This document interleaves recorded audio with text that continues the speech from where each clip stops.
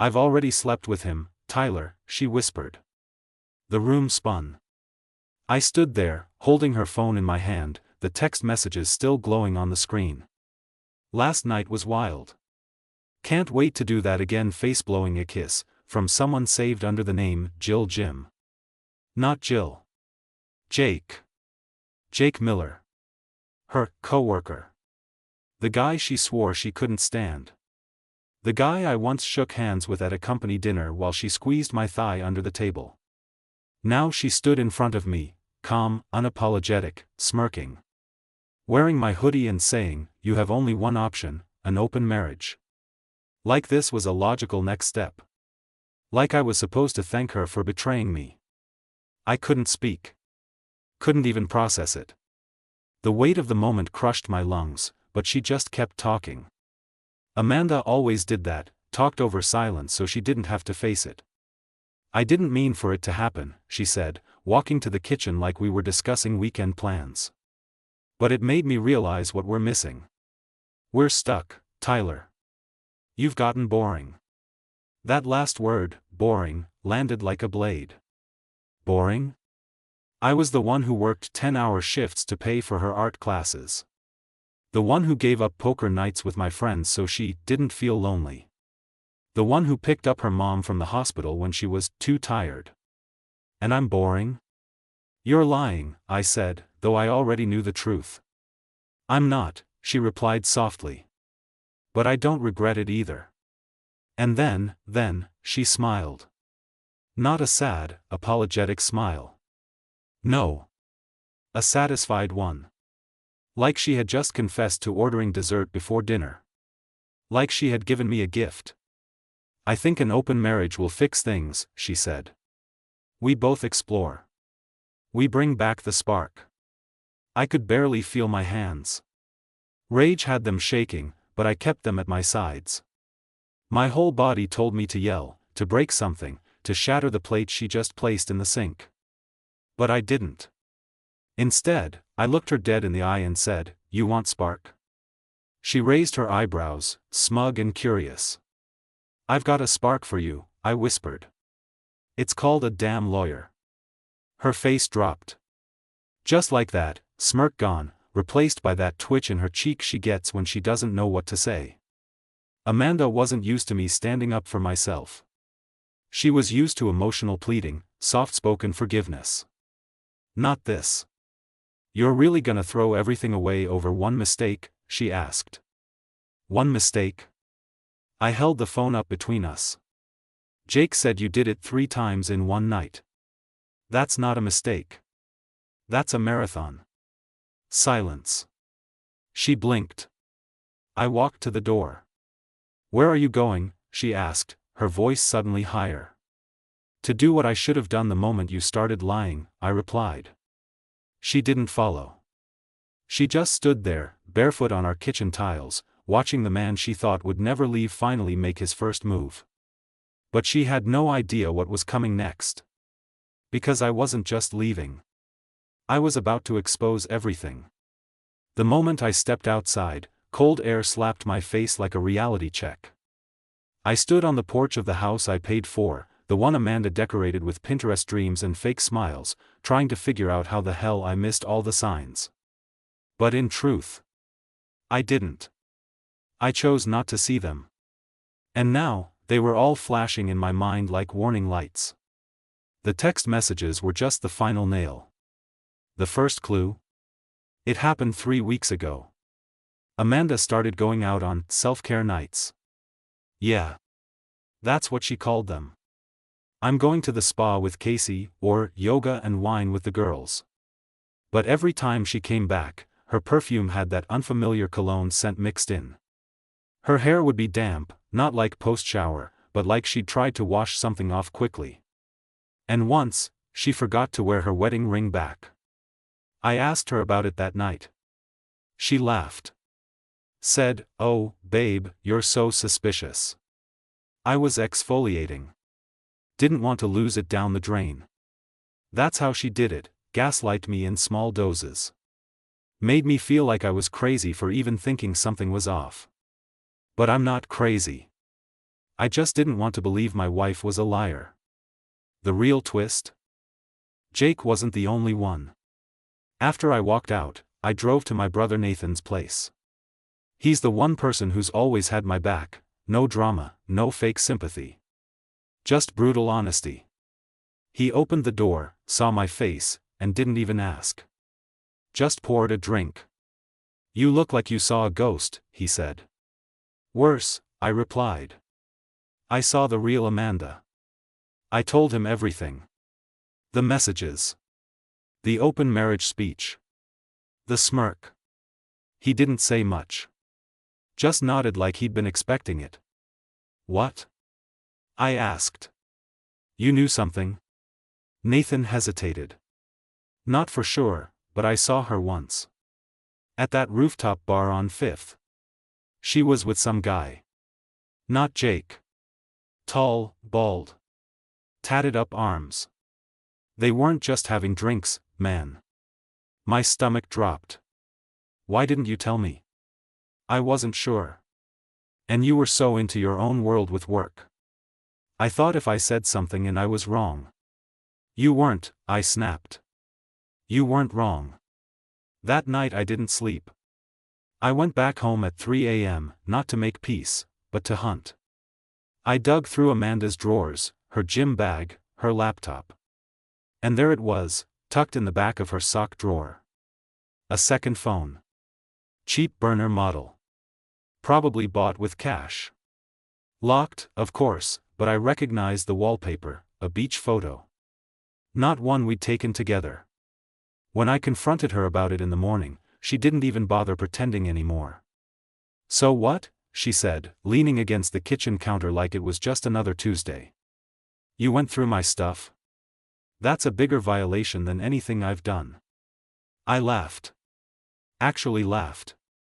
"You cheated and you're playing the victim?" She crossed her arms. "I didn't cheat. I just acted on what I needed. You haven't touched me in months. Because you were already giving it away to strangers." "Oh, come on," she scoffed. "Like you're some saint. You don't even try anymore." There it was again, flipping the blame. Making me the problem. Amanda was a master manipulator. She twisted truth like origami. And I realized then, the woman I married didn't exist anymore. Maybe she never did. I looked her dead in the eye and said, "You know what's sad? Not the cheating. Not even the lies. It's that you thought I'd just accept it." Her response? "I expected you to fight for me." No. What she expected was weakness. What she got was a man ready for war. Amanda wanted a game. So I gave her one with consequences. I didn't scream. I didn't throw things. I didn't beg her to stop. That's what she expected. That's what cheaters always expect, drama. Because if you're screaming, you're not thinking. And if you're not thinking, they can stay one step ahead. But I wasn't giving her that luxury. After her smug little monologue about how I should fight for her, I left. Again. No door slams. No raised voice. Just one long stare. And then silence. Because behind that silence, I had a plan. First, I needed confirmation. More than text messages. More than suspicions. Something undeniable. So I contacted someone I swore I'd never go to for help, Logan, an old college buddy who now works in cybersecurity and private data recovery. He used to be wild, but the guy's a genius when it comes to phones, tracking, and digging up skeletons people thought were buried. I sent him the burner phone. Within hours, he cracked it. And what I found wasn't just cheating. It was a pattern. Multiple men. Different names. Different nights. Explicit photos. Voice notes. Even group chats. The worst part? The way she spoke about me. Tyler's clueless. If he ever found out, he'd cry, not leave. It's not cheating if I told him I wanted freedom. He didn't say no fast enough. Honestly, I think he needs to be broken. That'll make him interesting again. I sat on the floor in my office, reading every message, every thread. My heart didn't just break, it calcified. Turned to stone. She wanted to break me? Good. Because now she'd see what a broken man does when he rebuilds himself from rage. The next few days were about strategy. I met with a lawyer. A shark. Monica Reynolds. She doesn't blink twice before going for jugulars in divorce court. She's cheated, lied, and mocked your character? Monica asked, flipping through the evidence. All documented, I said. Every message. Every voice note. GPS logs. Photos. Perfect, she replied, smiling. Let's turn her spark into a wildfire she can't control. But I wasn't done yet. I printed out screenshots. Created a timeline. I called her family, her parents, her sister Chloe, even her goddamn Pilates instructor who always gave me weird looks. And I told them everything. I wasn't petty. I was precise. I didn't scream, she cheated. I calmly laid out the facts. Let them hear her in her own voice. Let them read the things she typed with her own fingers. I gave them truth on a silver platter, and I watched as every single one of them unraveled under it. Some tried to defend her at first. Maybe it's a phase. She's been under pressure. But by the end of the week, even Chloe, her ride-or-die sister, texted me, "I'm sorry. I didn't know. If you need anything, I'm here."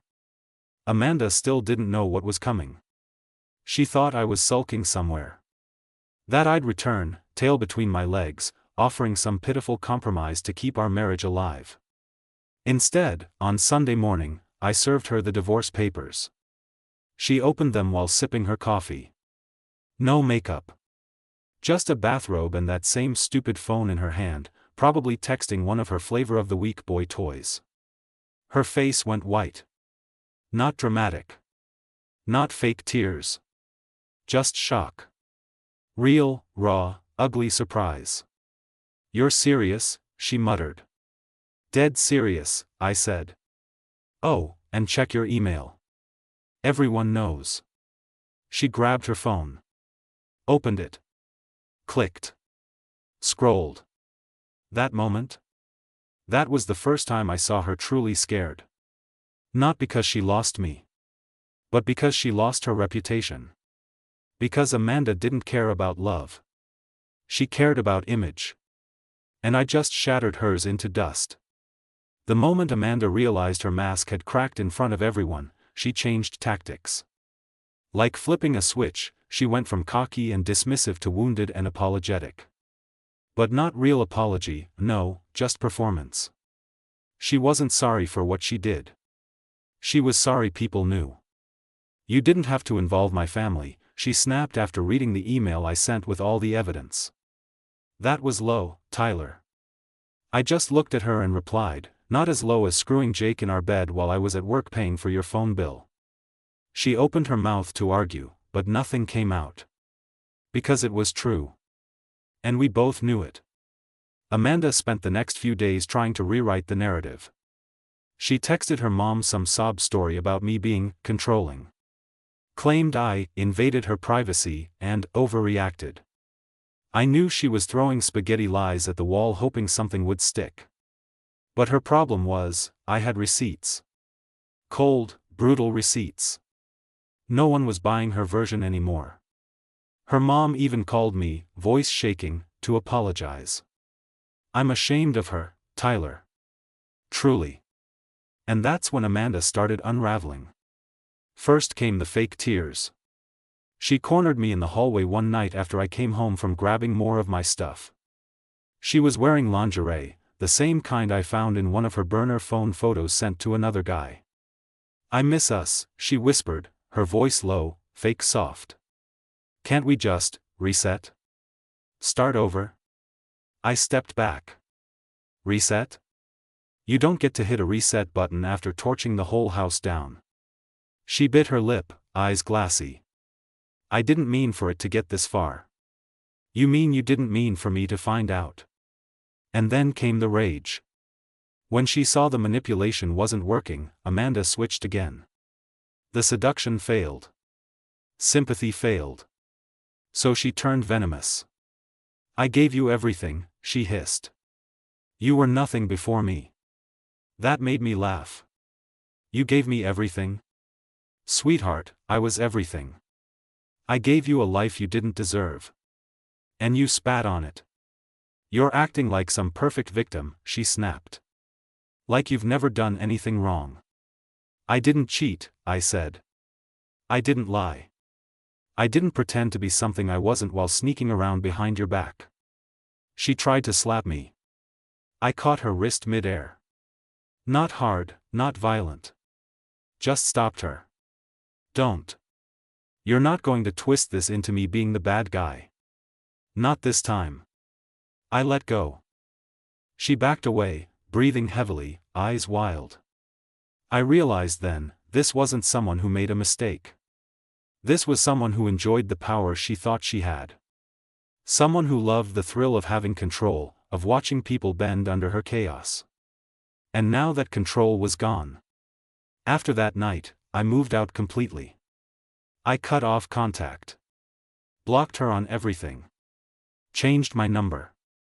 My lawyer, Monica, was already working the paperwork hard and fast. Amanda's public exposure made her desperate to settle without dragging things to court.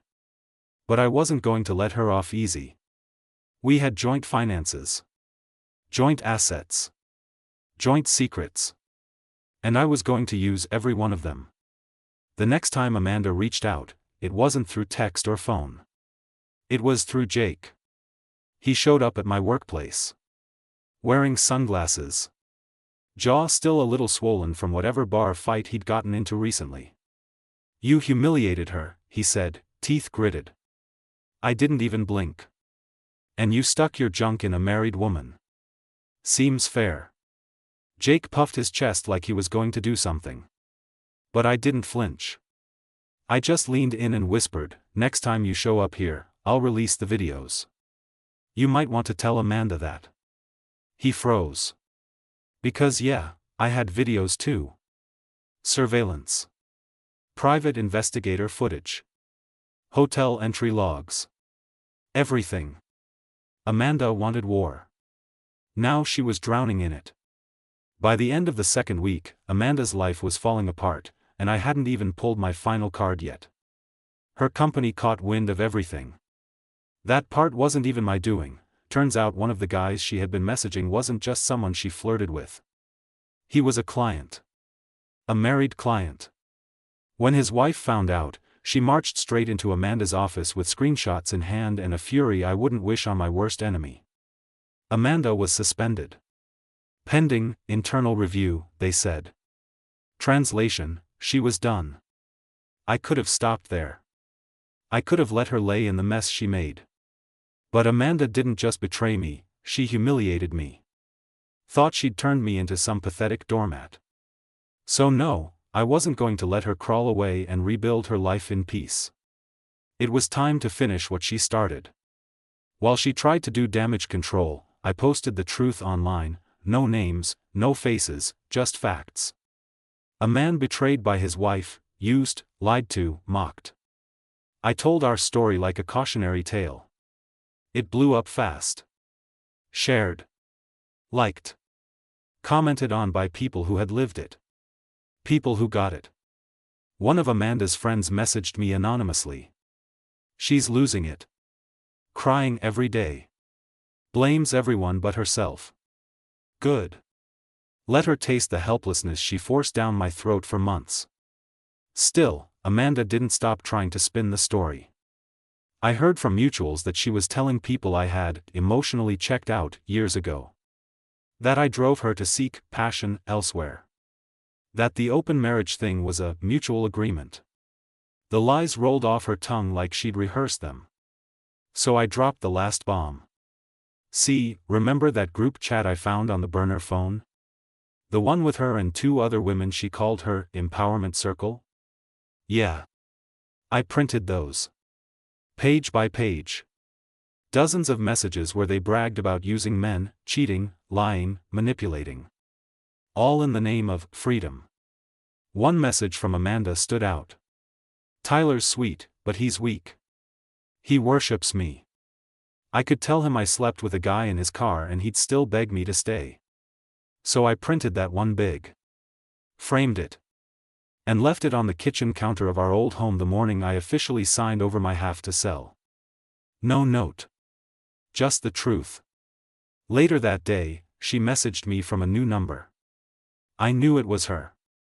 Amanda, I hate you. You've destroyed my life. I stared at that message for a minute.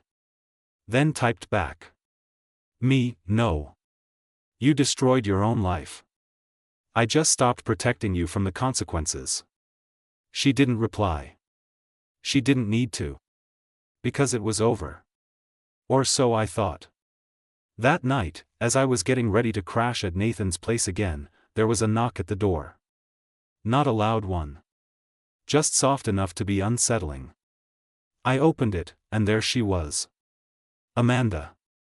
Wearing that same fake sadness in her eyes. Mascara streaked like it was painted on for sympathy. Holding a box. I found some of your stuff, she said. Thought you might want it. I didn't say a word. Just stared at her. She held the box tighter, knuckles white. I know I messed up.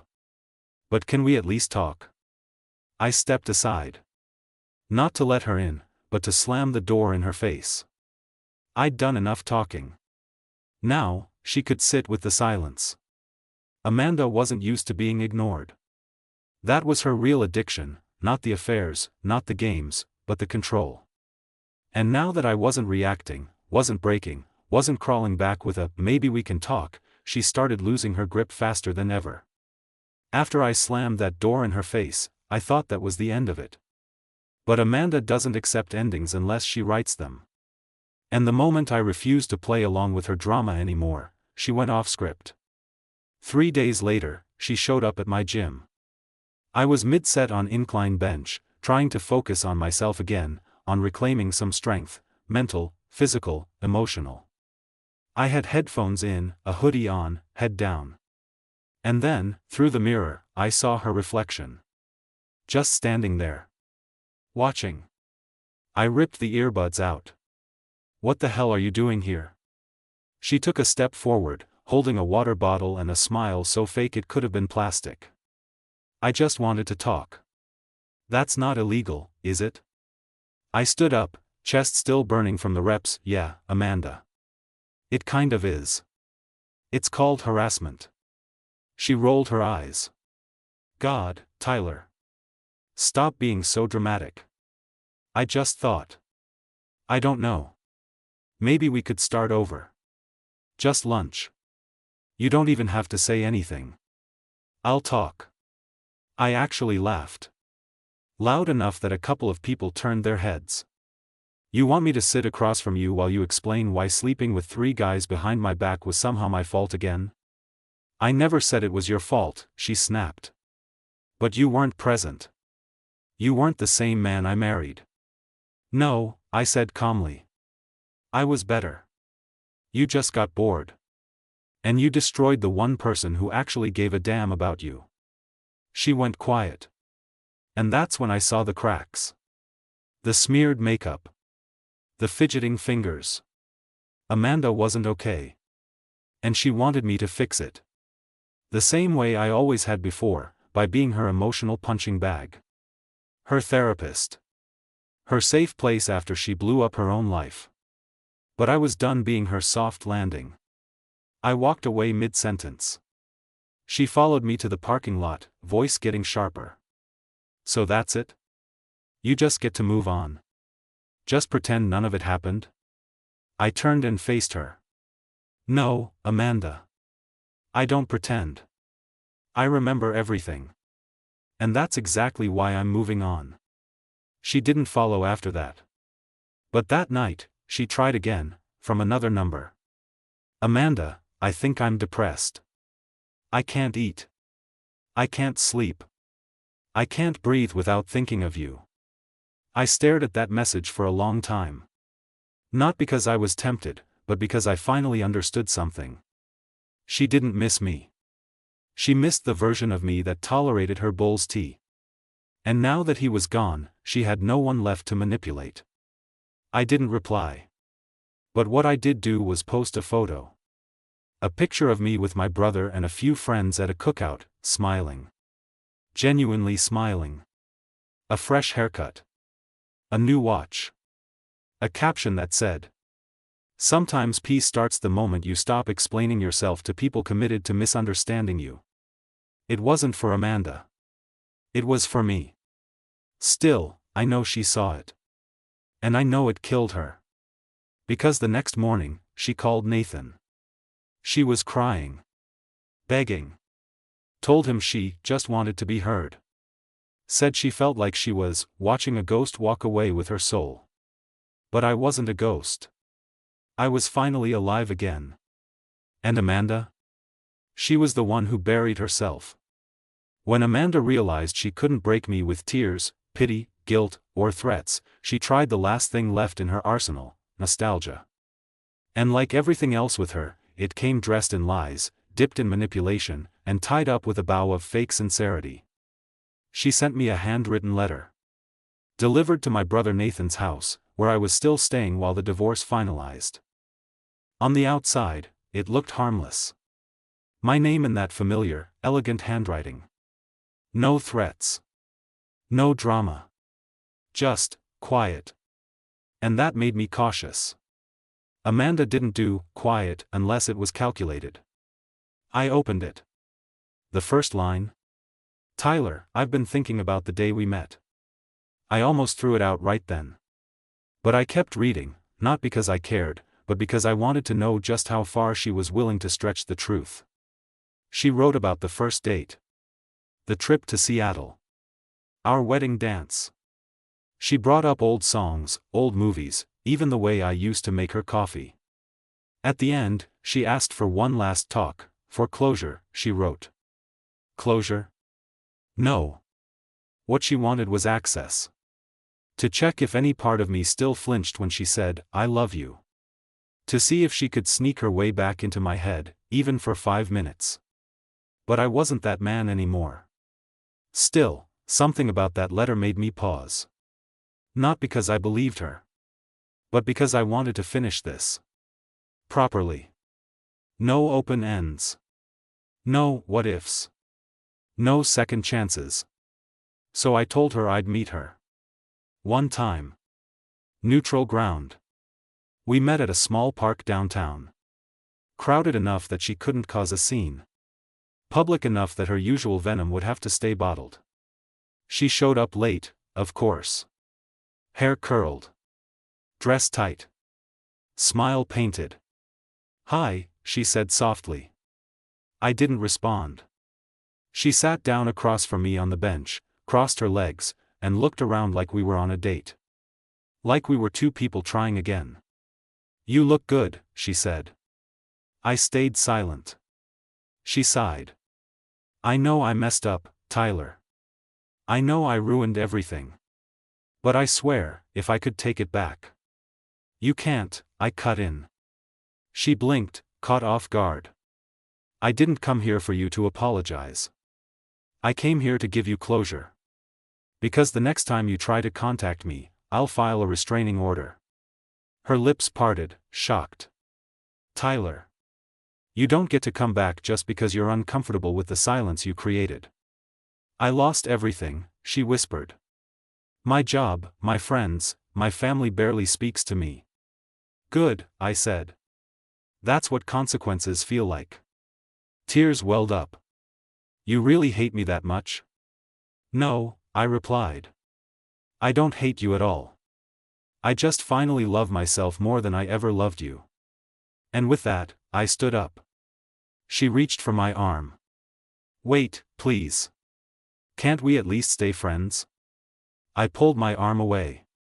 "Amanda, you were never my friend. You were a fire in the shape of a woman. And I'm done getting burned." I walked away without looking back. That night, I slept better than I had in years. The next morning, my lawyer called. "The settlement is finalized. She signed. Everything? I asked. Everything. Full separation. No claims on your assets. No spousal support. She wanted out fast. Good. I blocked her number for the last time. Deleted the old photos. Cleared the last digital trace. And for the first time in almost a decade, I felt clean. Free. Alive. It's strange how silence, the same silence that once felt like a punishment when Amanda gave me the cold shoulder, now felt like peace. The kind of peace that wraps around your chest at night instead of pressing down on it. For the first time in years, I could breathe without second-guessing every breath. I moved into a new apartment. Smaller. Simpler. No Pinterest decor, no fake succulents in gold vases, no his and hers towels. Just me and my new start. I didn't go looking for rebound flings or some new distraction to fill the gap. Because I finally understood, Amanda wasn't just a bad partner. She was a mirror reflecting all the ways I abandoned myself to keep her happy. I used to think that being a good man meant sacrificing everything to make her feel loved, seen, supported. But a good man doesn't mean being a doormat. It doesn't mean tolerating betrayal, gaslighting, manipulation, and calling it commitment. A good man has boundaries. And mine had finally been carved in stone. One evening, I sat down with a notebook and wrote everything I'd never said out loud. Every insult she threw. Every red flag I ignored. Every time I put her needs above my own. Every moment I lied to myself to keep the illusion going. Then I burned the pages. Watched the smoke rise up and disappear. It wasn't revenge. It was release. A week later, Nathan came over with beers and a stupid grin. So, what now, big man? Gonna grow a beard, start a podcast, and talk about healing through masculinity? I laughed harder than I had in months. Nah, I said. I'm just gonna live.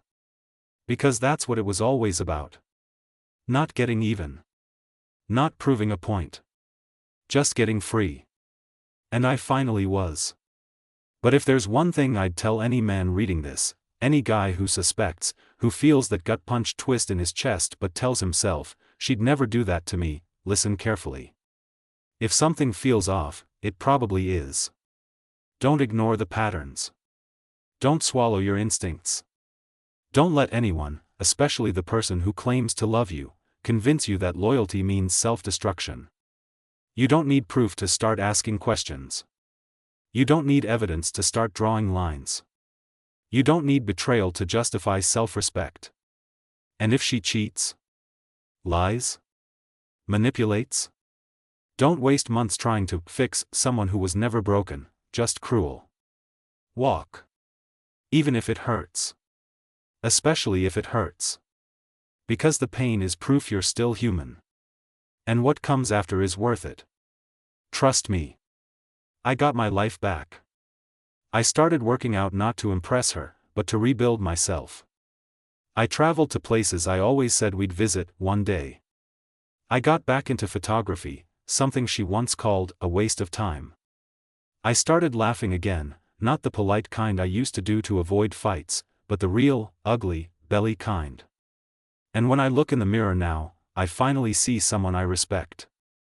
Not because I stayed. But because I left. Amanda taught me a lot, about manipulation, about entitlement, about how far someone will go to preserve their comfort at the cost of your sanity. But more than anything, she taught me this. If someone hands you poison and calls it love, don't drink it just to prove your loyalty. Drop the glass. Walk away. Heal. Live. Because peace? Peace is worth every scar.